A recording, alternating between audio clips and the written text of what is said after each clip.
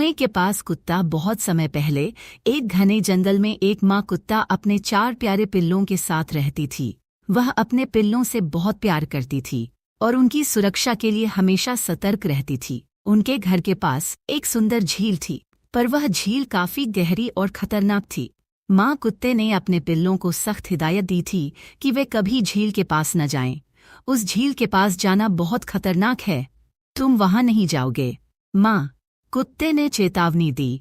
सारे पिल्ले उसकी बात मानते थे, लेकिन उनमें से एक पिल्ला बहुत जिद्दी और शरारती था।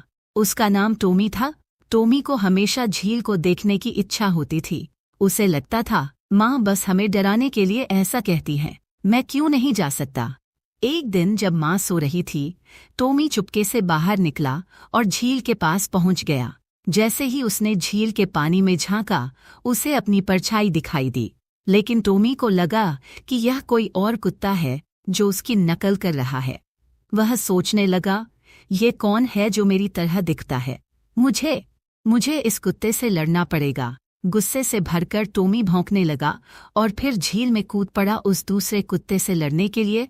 पर झील में पानी गहरा था और जैसे ही वह अंदर गया, उसे कुछ भी नहीं मिला। वह डूबने लगा और डर के मारे जोर जोर से भौंकने लगा। उसकी आवाज सुनकर पास के कुछ मछुआरे दौड़े आए।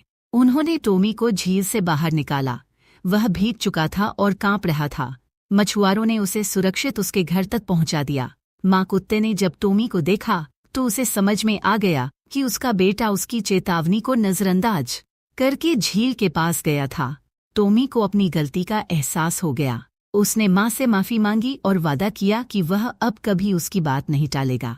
शिक्षा: हमें हमेशा अपने माता पिता की बात माननी चाहिए, क्योंकि वे हमें हमारी भलाई और सुरक्षा के लिए सलाह देते हैं।